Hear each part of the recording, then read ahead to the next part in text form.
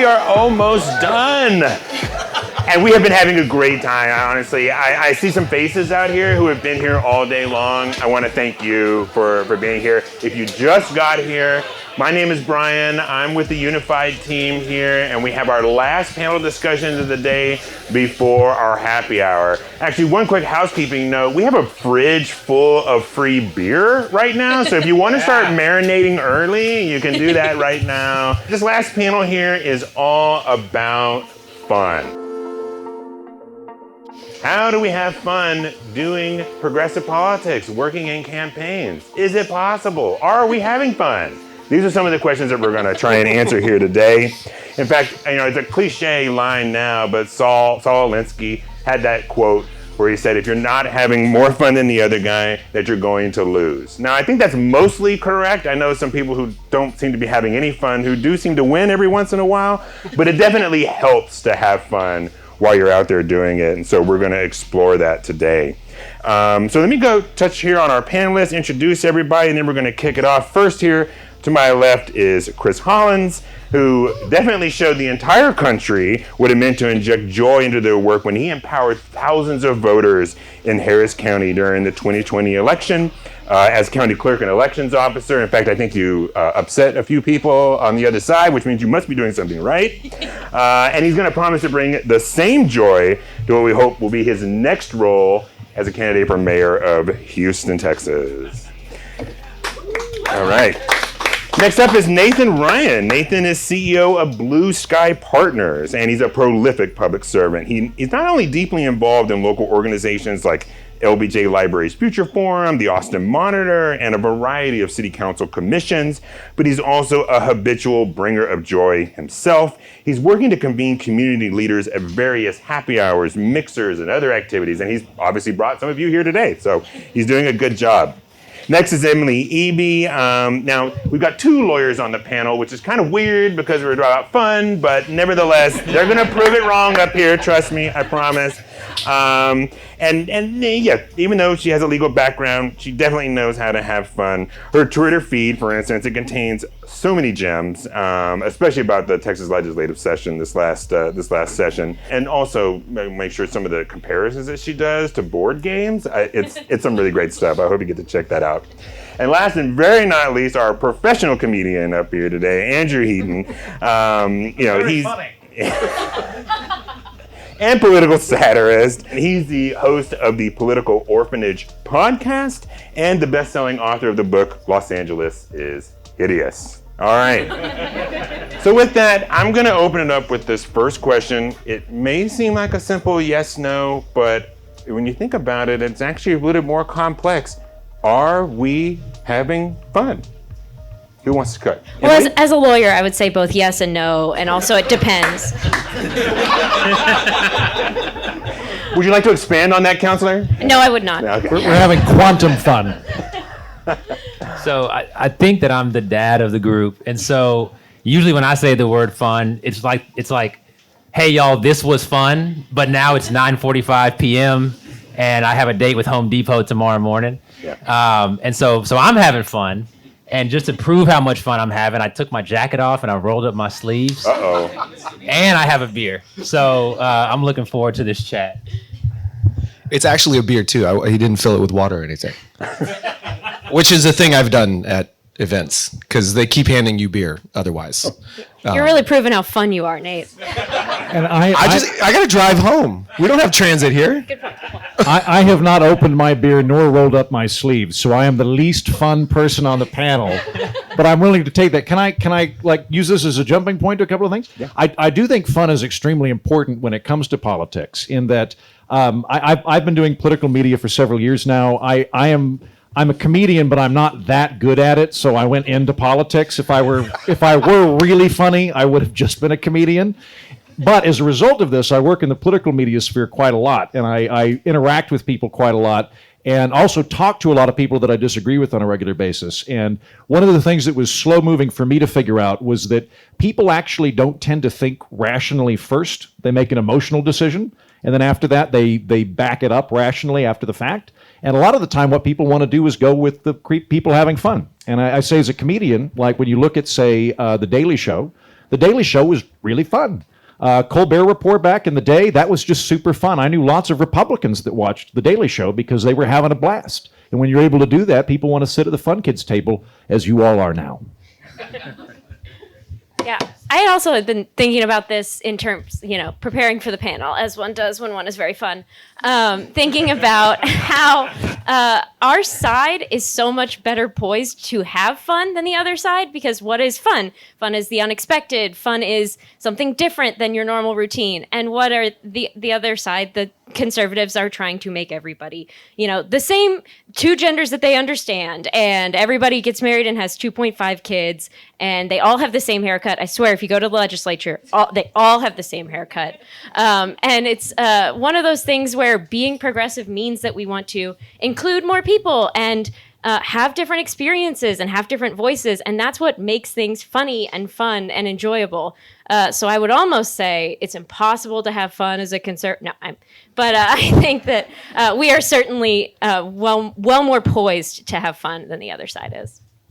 I would just say, I got involved in politics. I always tell people I got involved in politics because I watched my dad be a pastor, be a public servant in a different way. And as my faith has evolved over time, I've learned that public service aspect that he brought into my life is something that was really important to me. And so that's a big reason that I got involved in politics. And the other reason, and I DM'd Emily about this, is that I kind of hate myself a little bit, like just a little bit. And politics, I'm kidding, Same. Obviously. I got involved in politics because I love people. I think politics is important because people are important, and that's it, right? And at the end of the day, if there are opportunities to bring people together and infuse joy in any way, shape, or form into an environment, I think that is a ton of fun. And there are so many friends in this room, so many people that I have met, that I haven't met yet, that I've had a ton of fun with, or I know we're going to have a lot of fun over at Love Supreme. And then we're going to take that fun and it's going to add some fuel. I guess we are going to continue to talk about gas from the last panel. It's going to add some fuel to the work that we've got to go do after we're done hanging out. And so for me, yes, I'm absolutely having fun. So the answer I'm hearing, if I were to sort of synthesize that down, is it sort of depends. We're doing a better job than the other side. But what are some specific things you can think of that we can actually make it more fun moving forward? And I will ask in a minute sort of some examples from your past work, but thinking more toward the future right now, what are some things you can think about to make it more fun? Because look, just thinking from my own work, working on campaigns, you have people who show up who are clearly having a good time and having fun. Some people who aren't, but they're there, right? So when you think about some of those individuals, like what are some things that come to mind that you can think about to make the experience maybe more fun for them, or broaden it out even? Chris, do you want to start? Sure. So first off, I think if I were to look back at some of my most fun memories from time in the political space, it's time when like we were in some room with no windows, like stamping envelopes or something. And we just end up having a good time because it comes from building the relationships with the folks that we're working with, right? I think Nate said, we're in this together. And by being in this together, by getting to know one another, and then growing with one another in the mission that we're working on together, we just end up having fun. I mean, it's in the same way that people who serve our country in uniform, they have fun on their bases and all that, and they have lifelong relationships. I'm building those right now. Now, some specific things that have been done to have fun. When I was serving as county clerk, myself and Mayor Sylvester Turner, we rode horses to the polls, right? To put a stamp on the drive-through voting that we had in Harris County. We drove a couple of steeds, as it were. And I had a cowboy hat on, and a lot of those pictures are still circulating to this day. So it worked. I've been to like dance-a-thons and all kinds of things that, there's no shortage of things that you can do just to put energy together in the room, to raise money for a good cause, to get people together and activate them. And so, yeah, we shouldn't be limiting our imaginations when it comes to the work that we can do in activism or in politics that ultimately will be fun and will be accomplishing our goals. Nathan? I just always try to think about what would people want to be doing at any given time.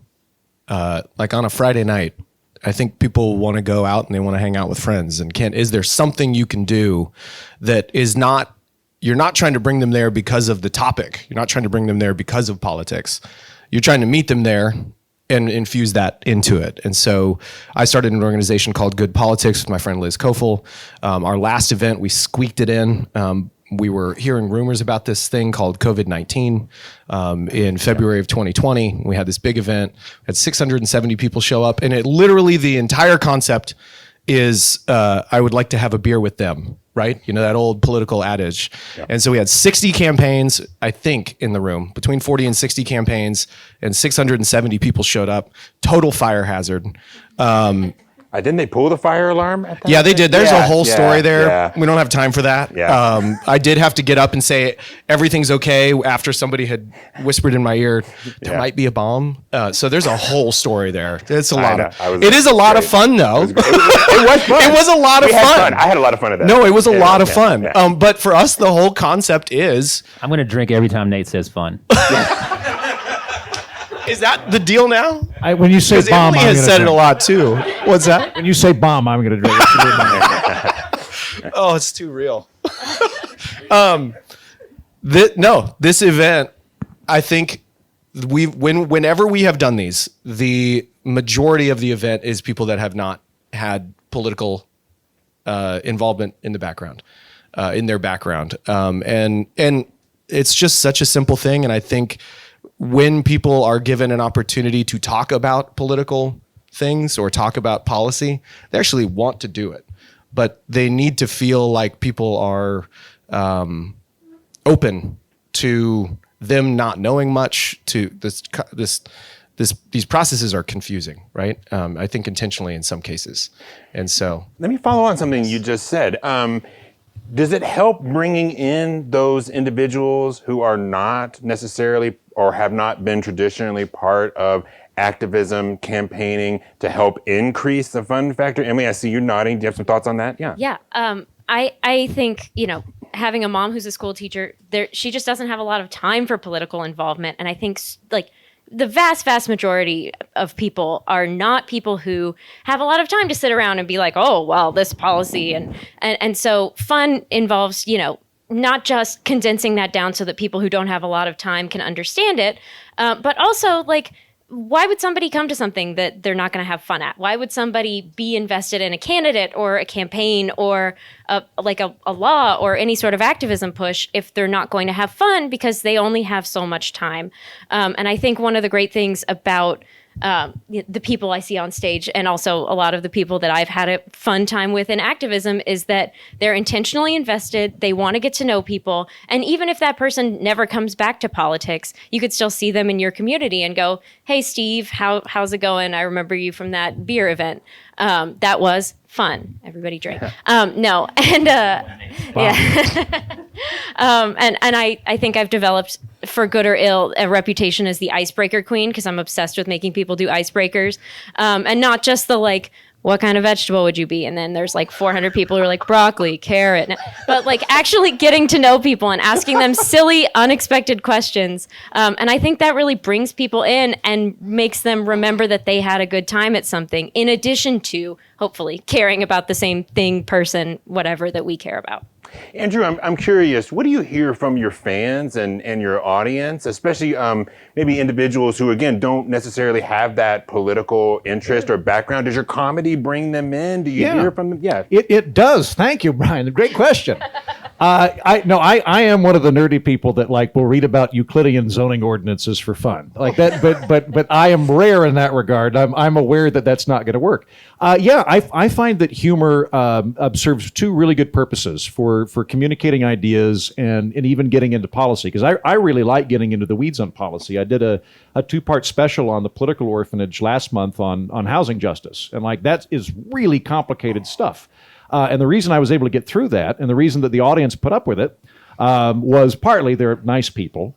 But beyond that, humor works as a wonderful lubricant for things that are otherwise going to be more dry and sterile. So like when I talked about homelessness, and I wanted to talk about all the dumb things that we're currently doing in our society that keep people homeless needlessly, I made this whole weird time travel scenario where I went back to Elizabethan England.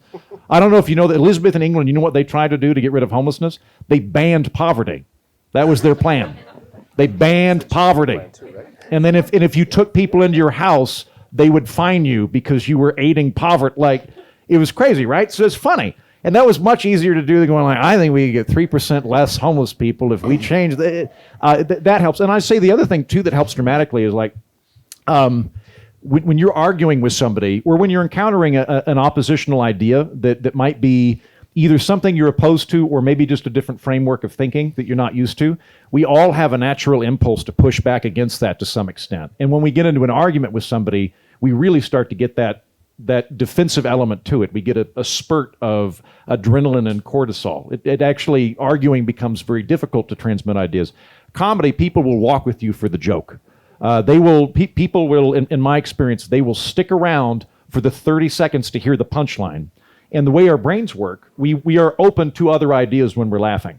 You get a nice squirt of serotonin and dopamine, and I don't know, I'm not a doctor, maybe one of you. But all the fun chemicals you would ideally want to squirt, they come out when you're laughing. I'm gonna drink every time he says squirt. And Take a drink. Just drink, Chris. You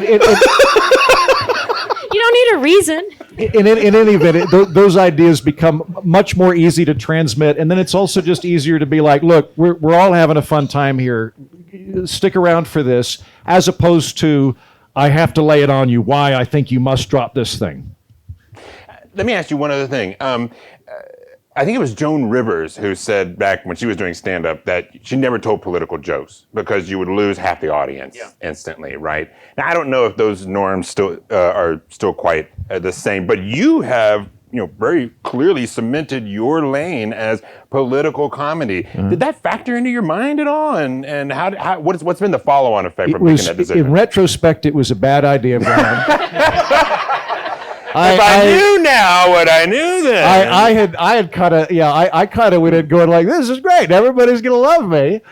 And I'll have friends to disagree with, and we'll have a laugh. Maybe we'll make out in the parking lot. Who knows?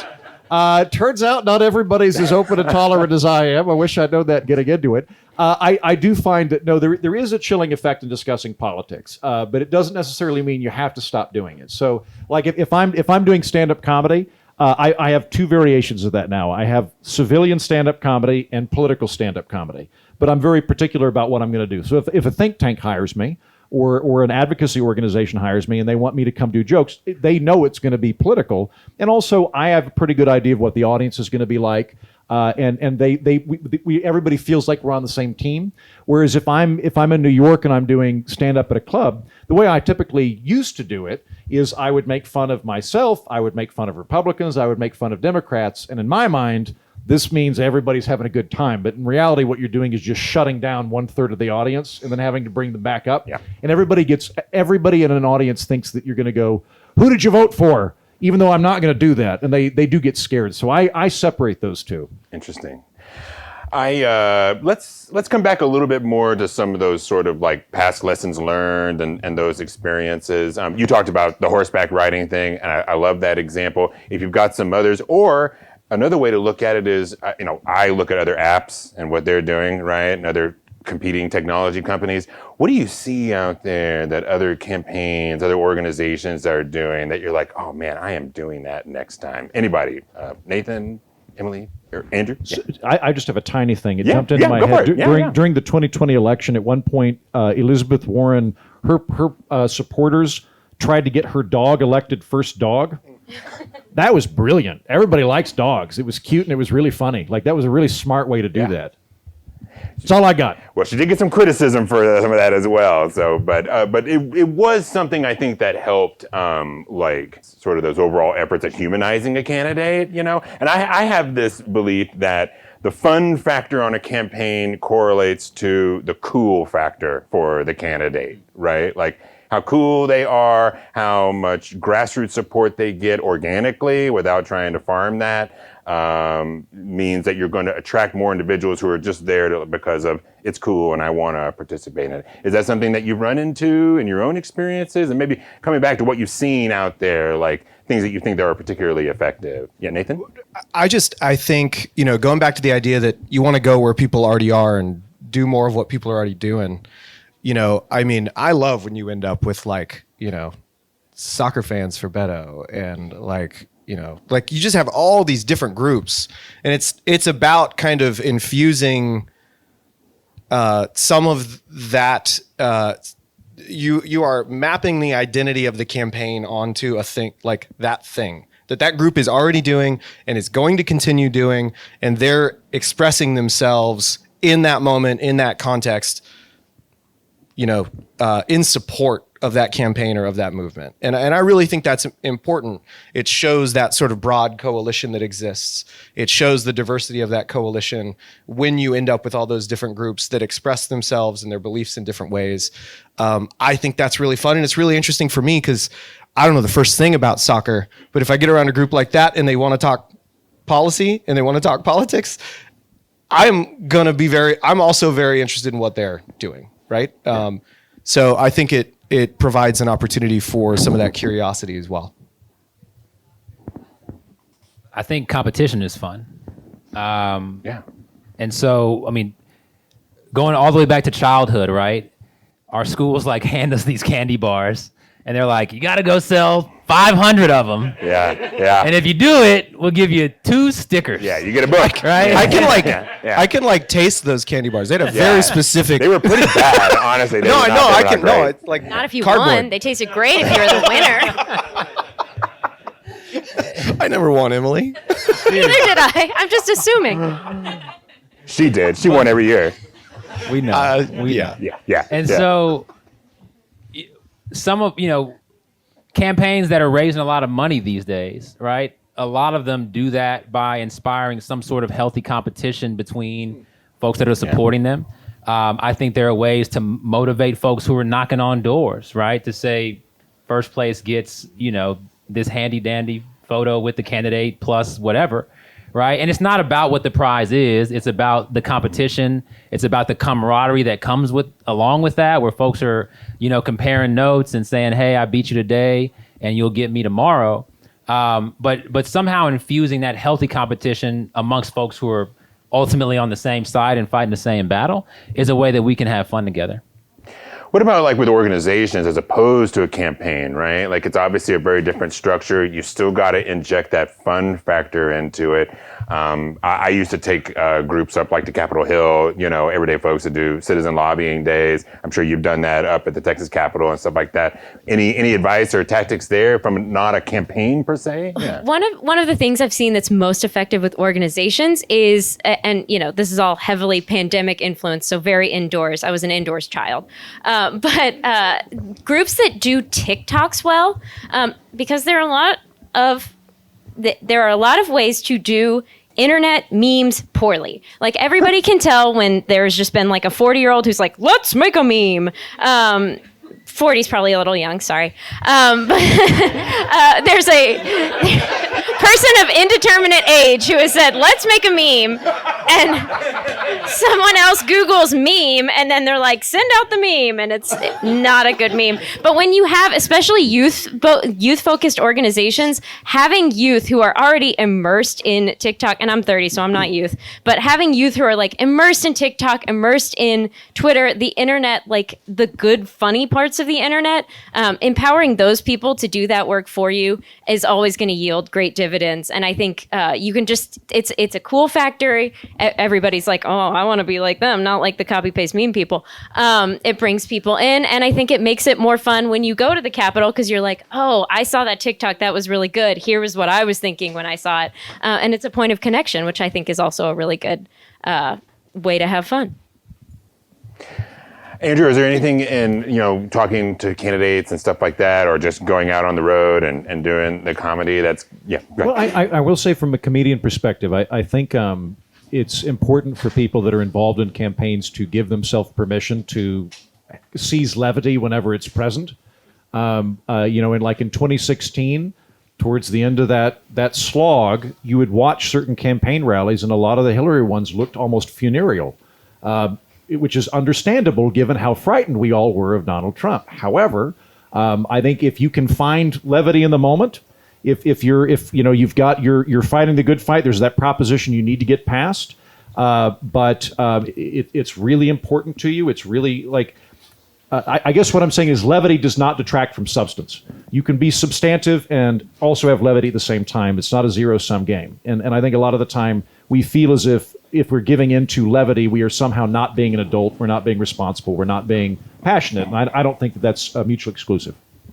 And one thing that Andrew mentioned earlier, making fun of yourself, I feel like self-deprecating is a great way to start the conversation. Probably doesn't work as well for candidates. Sorry, Chris, Yeah. I'll consult for you on something else. But one of the first things that I ever did on Twitter that got a response was they kept saying they were passing all these terrible voter suppression bills in one of the 40,000 terrible legislative sessions we had last year. And one of the things they kept saying was, point me to where it says that this is voter suppression. Point me to where. And so I was so this was so good. exhausted. I was exhausted of hearing that. So I took a screenshot of the bill, and then I took just 100 photos. My poor fiance was like, what are you doing? And I'm just in front of a blank wall, jumping up and down with my camera timer and pointing. And then I photoshopped that onto the bill and was like, this is where it's voter suppression. And was like, and people, not only was that something that was people could look at and understand, and a lawyer actually speaking regular human English, which thank you very much. I pride myself on that. But it was something that was self-deprecating. I looked ridiculous. And people could read it, understand it, and enjoy it. And I thought that was I was like, oh, I'm never making fun of anybody except myself for the rest of my life. And what was the reaction? The reaction was great. I mean, lots of people retweeting it, lots of people coming up to me and being like, hey, that was so great. I really understood that. And I was like, cool, I hope I get another good idea someday. But it was one of the most effective ways that I've ever found to communicate what is actually happening when we say voter suppression. I remember that. I very really vividly good. remember that thread. That was a very good thread. It was so good that, as the voting rights advocate that I am, Yeah. I was in my house kind of fuming, why didn't I think of this? I missed my moment. That is, but You answered my question. That is, what have you seen that really got it? But she's right here. Yeah, I take mean, that, right, guy yeah. who invented drive-through voting. that is,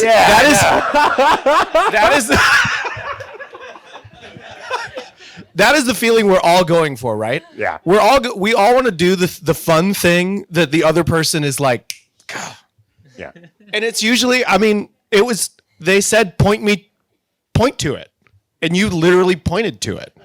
And they only have 4 talking points, so it was easy to just cut down one of them right away. Same 4 talking points. Yeah, I'm pretty sure we're all like, why didn't I think of drive-through voting? Okay. Now, when we talk about fun, it doesn't always mean being funny, being comedic, or partying and drinking and doing that kind of stuff. We've talked about some of these things here today. I think about my own mother, who spent probably about 50 hours a week cooking food for the Beto people down at their headquarters. What have you seen? What has surprised you the most that folks have come forward and there's just joy in their eyes, joy in their face, and you're like, I never would have thought that either this person would find so much joy in that or this activity would bring them so much joy. Is there anything that comes to mind? Emily, I see you nodding. Yeah. I was thinking about one of these times at the Capitol last year, which again, like Chris was saying about the windowless rooms where you're like, how am I having fun in here? But somehow we were enjoying ourselves. One of the great things, and I believe it was Move Texas and Texas Rising and some folks from Texas Civil Rights Project put on this, got a shout out, put on this protest where they said, stop the virus, not the vote. And everybody was wearing hazmat suits and they had these big posters. And it was one of those things where you go into the Capitol and you're like, I'm wearing a blazer. I'm expecting monotony. I'm here to just listen to people say dumb things all day. And then they win at the end of the day. But it was one of those things where you could just see people walking down the hall and going, oh, what's that? That's really interesting. And the joy in people's faces where they were like, we are in a pandemic. That's bad, but this is fun. And just things like that break the monotony. I think that's, that's not a party, right? Like, I'm sure they were really sweaty in the hazmat suits, but it was one of those things where it was like unexpected and really stuck with me. That's a great example. Like, Chris, Nathan, any others that come to mind?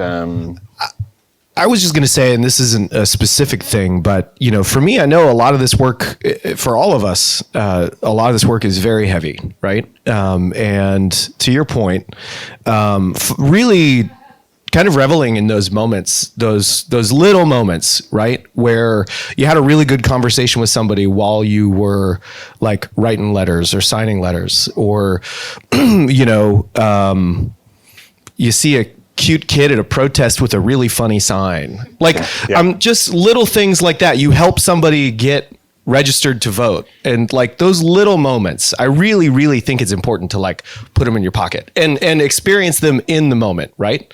Like that is what this is about. Those little moments of connection with people, all throughout all of this stuff, whether you went to an event that was good or an event that was bad, or you got the outcome that you wanted from the election or you didn't. It really is that to me. And it doesn't matter what you're doing. Those moments show up all the time. So maybe instead of the word fun, it's more about the word fulfillment. I think about those door knockers, right? Who, they go out there, they knock on door after door, but there'll be that one that they come back and talk about, right? Where it's like, I never expected this person, but they're not going to support me. They gave me $10, to go towards the campaign. And you can just see it in their face. They're lit up and they can't believe it. Maybe it wasn't fun per se, but there was an enjoyment level and there was a fulfillment that they got from that activity. Totally. And I think about, a moment at one of our Good Politics events where a woman who's a local tech leader came in and was talking about how, she wanted to, this was at the point during the Trump administration when the family separations were happening down at the border. And she came up and she was really passionate. And she said, I've been talking to my member of city council about this. And I'm concerned that they're not doing anything. We're like, well, we would love to introduce you to your member of Congress. They are right over here. Yeah. And they had a great conversation with Lloyd Doggett. And to them, there was just this incredible moment of, I got to engage directly with an elected official. And I did something about this. And that, I think about that a lot too, because I think those moments are huge for people that are typically unengaged in politics. When you watch somebody who's typically unengaged engage, it's really, really powerful, I think. That's great. Chris? So I'm an introvert. But sorry. I called on you. I didn't mean to. That's not where I was going. I should have let you go. I accept your apology. But we're not wired to be in this universe alone. Yeah. Right? We're wired to interact with other human beings. Yeah. And we all, yearn for something that makes us feel like we're part of a bigger something. Right. And sometimes that's not a good thing, right? People find themselves in gangs. People find themselves in the Republican Party. But I repeat myself. but so many times I've been surprised where I'm like, y'all are having fun like doing that. Yeah. But the theme that I think we all keep coming back to is that theme of community, that theme of togetherness, and that theme of just, again, being a part of something that's bigger than us. And the more that we can explain to people, right? We're not going to knock doors today, right? We're going to save Texas today. Yeah. People buy into that. And from that comes meaning, and from that comes those types of interactions, which we'll remember maybe later on as having had some fun. And in fact, if there's probably any lesson that we've learned from the pandemic, it is that need for that community and human connection, even for the introverts. They have to have that. All right, well, I think this is a really great opportunity to open it up to questions. We have a great crowd here right now, so I would love if anybody has got some questions. I can ask some more, but throw your hands up. Anybody out there want to ask a question for our panel? Yes, in the back. Yeah, so really great question. How do you put the fun in fundraising? Specifically, how do you make it easy and enjoyable to ask other people for money? That's tough. Who wants to go there? Andrew? Yeah. Weirdly, I can actually talk about this. So I'm the way I make my living is on Patreon. So I'm busking for a living. Like I busk every day. I go, hey, you know that thing I'm giving you for free? You should give me money for that instead of doing it for free. And it helps if it's fun.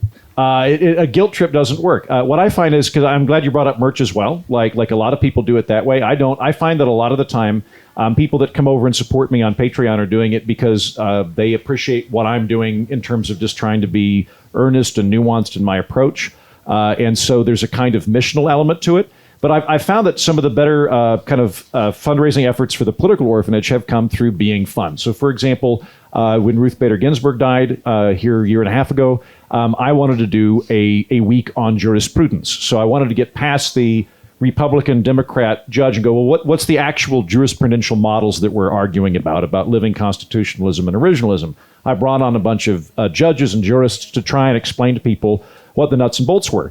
And what I did throughout that week was go, by the way, this being Judge Week, if you will support me on Patreon or increase your amount, I'm going to draw a name out of a hat, and whoever I have on that, I'm going to call them Judge for the rest of their life. And I'll send them a gavel. And people loved it. They absolutely loved it. They were like, God, I want that gavel. And I was like, don't tell anybody. I never knew I wanted a gavel. You could just buy them. And I would and I played into it. I'd be on there like, listen, you can't, you got to get your gavel license if you want a gavel. It's real complicated. You got to fill it. But people really, but it was such a quirky, tiny thing, but it made it fun and it kind of had a competitive element to it and got people excited. That is great. Chris, I'd love your thoughts. How do you make dialing for dollars fun? Oi.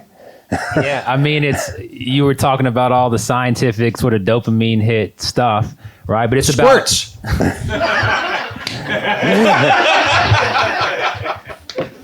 It's about goal orientation, right? People want to be achieving something. They want to be going after something. And so, when I'm doing call time, I have somebody who's right there who's like, you got to get to $10,000. And so I'm going and going and going. I'm on the clock and it's the fourth quarter. And so I can't say I enjoy that, but in those moments, we power through. Is that relationship important there? I imagine it is, between you and that person, like making sure, like, all are, but in that instance, I'm sure, yeah. No, absolutely. We've become very fast friends. Yeah. But I remember in Beto's previous, I think it was in the presidential campaign, there were multiple of my friends who called me, and I could tell they were all coming from his team, and they're like, Chris, just give $1, just give $1, just give $5, because they were competing on the number of people who they could get to give, not the dollar amount, right? And that's a lot easier to call somebody up and give $1, right? And so they were motivated because that goal was attainable for them, and also because, again, they got the bragging rights or whatever it was at the end of the day.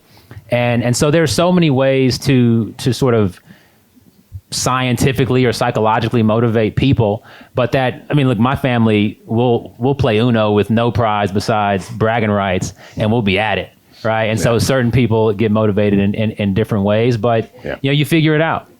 Yeah, and I imagine that it's going to be hard with volunteers who are coming in. Your family is one thing, but with volunteers, that's going to be a little bit different. Another question from the audience. Anybody out there? Okay, so I'll jump in with a question then. I would love to hear maybe your top success story in terms of something maybe that you tried on a previous effort in your organization or on a campaign where, again, maybe something that just, it was a wellspring that did not expect to occur or something like that, and really engaged with those individuals. You brought them in and anything that comes to mind.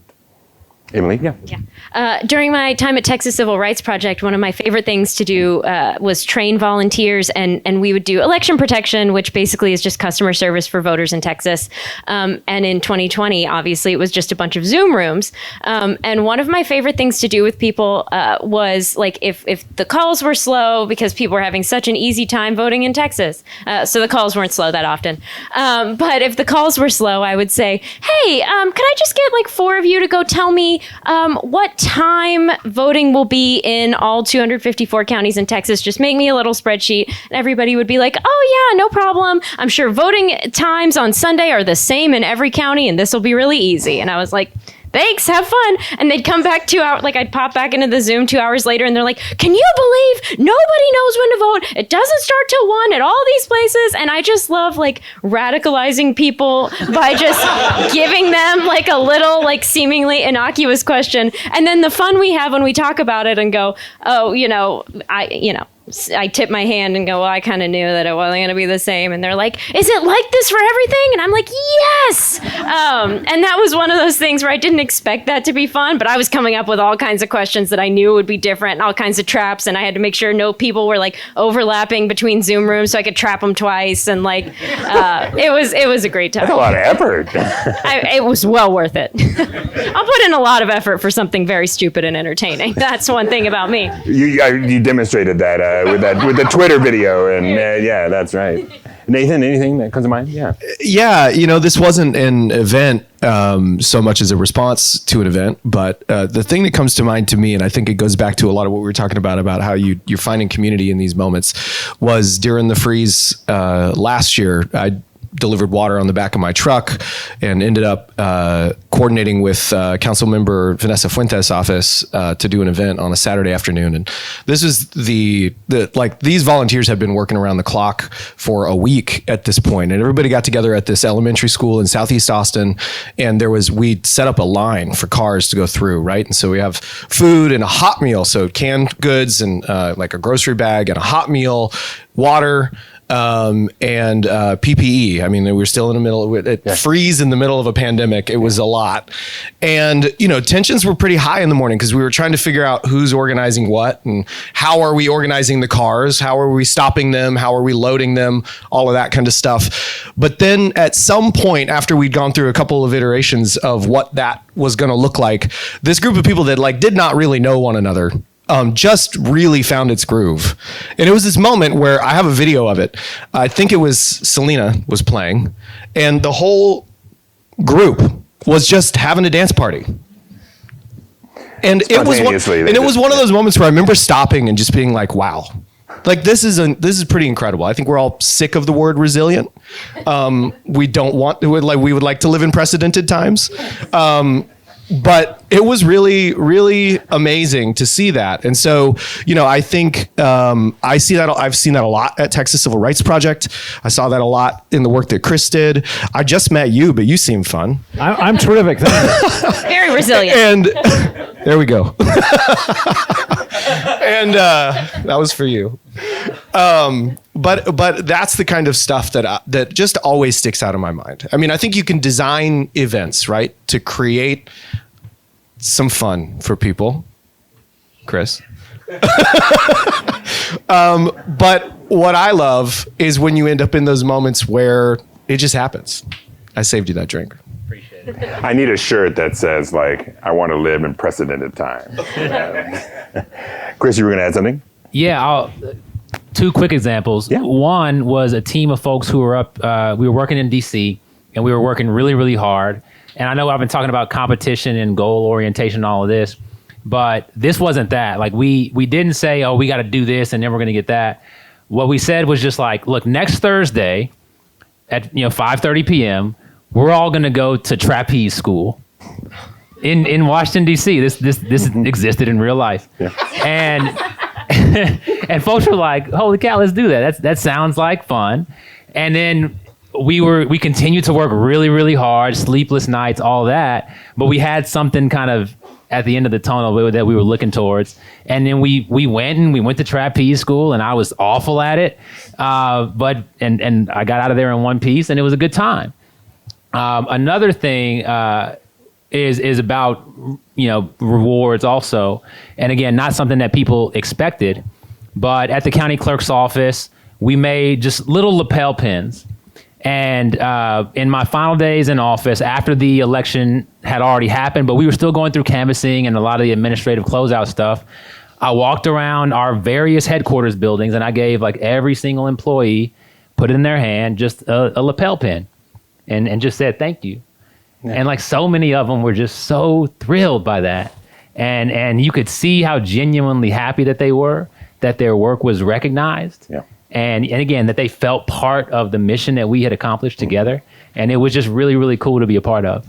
Those are such great examples, Chris, because what you gave was a big thing, you getting on a trapeze and doing all that, and a small thing, right? Like just a little pin. And both of those things clearly had a big impact on folks, right? I mean, you going out there and doing that and those folks feeling acknowledged. And I think that's a really good, important take-home lesson, right? Is that it doesn't have to be something big. It doesn't have to involve a group. It doesn't have to be a party. It's just been maybe coming back to that word I said, fulfillment, and that feeling of fun around what they're doing. Let's take the last couple of minutes that we have here. If you could each just give an opportunity to share with the audience how they can find you, what you have coming up in the future, and just highlight some of the great work that you're doing. So Chris, if you'd like to start, we know what you're doing. If you live in the city of Houston, please vote for this man right here. But I can say that, and you can too, so go for it. I can also say that.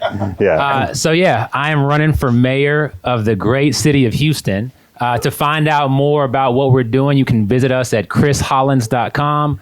Most people don't know how to spell Hollins. It's Hollins. So visit us at chrishollins.com, and on social media, on literally every platform, we're at CG Hollins. CG as in George Hollins. Great. Thanks, Chris. You can find me on every platform at NTHNRYN. It's my name with no A's. Nathan Ryan, but no A's. And we're getting ready to start some parties again with Good Politics. We don't know when that's going to happen. We want to make sure we stay in stage 2 or lower. Sure. We want to make sure that there are no more, I hate using the V word, but variants that come back out. So we want to give it a little time. But I think we're going to get those events started back soon. And you can find that on all my channels when it happens. Those are great events. If you're local, I highly recommend you check those out. Emily. Yeah, I'm Emily Eby. You can find me on Twitter at Emily Eby, EmilYEBYTX, just so people know where I live, on Twitter. And I'm going to be spending a lot of time attending Nathan's parties and also trying to find a video of sleep-deprived Chris doing trapeze sometime in DC. I think that seems really entertaining. He said we could find the horse picture, though. Oh, yeah, but the horse picture is old news. This is brand new. I'm just kidding. Andrew. I have also decided to run for mayor of Houston. Breaking news. Da, da, da, da. And so is my horse. We're both going to run for mayor of Houston.